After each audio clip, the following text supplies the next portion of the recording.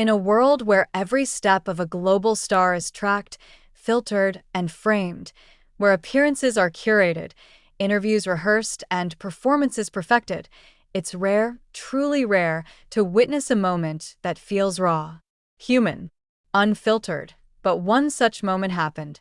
And it happened in the most unexpected way. Inside a quiet little art supply store in Seoul, Jungkook was shopping alone. Yes, Jungkook, the youngest member of BTS, the golden magne, the global icon. But in that moment, he wasn't any of those things. He was just a young man in a hoodie and cat pattern mask, walking slowly through the aisles of brushes and sketchbooks. And no camera, no staff, no flashing lights. The store owner, a kind woman in her 60s, was sweeping the floor when the doorbell chimed. She looked up. A tall man walked in, quiet, respectful. He didn't say much. He moved with purpose. He went straight to the paintbrushes. At first, she didn't recognize him. This wasn't Gangnam or a luxury mall. It was a humble neighborhood, often overlooked even by locals. But there was something about the way he touched the brushes. Not like a beginner, not like someone picking out a gift, but like an artist, someone who knew what he was looking for. He carefully selected items one by one. Flat brushes, watercolor paper, pastel oils, charcoal pencils, 2 leather-bound sketchbooks. He didn't rush. He paused, often thinking, almost meditating. Then he moved to the yarn section. Soft earth-tone wool, knitting needles, a crochet hook. What was he planning to make? A scarf? A blanket? A gift? No one knows. But one thing was certain. This wasn't just shopping.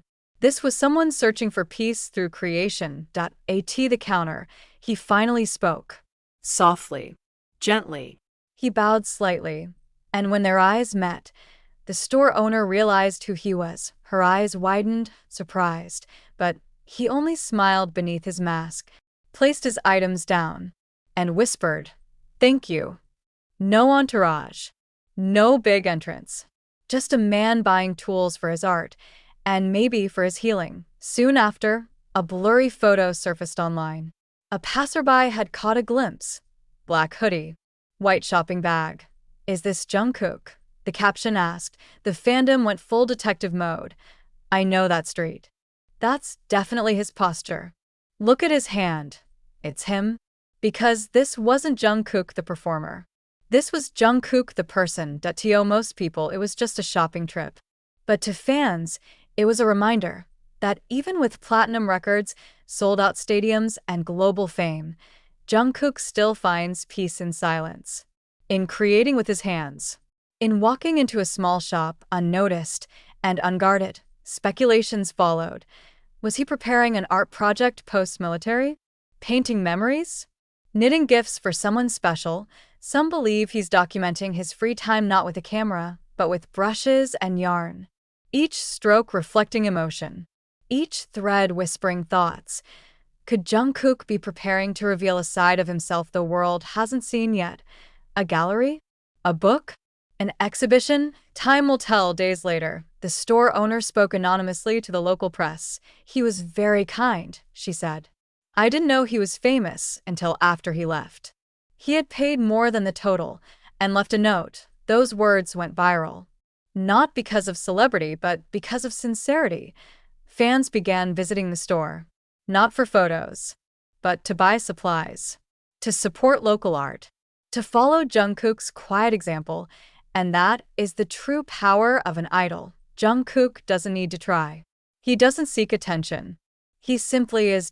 And in simply being himself, he inspires, not with noise, but with presence.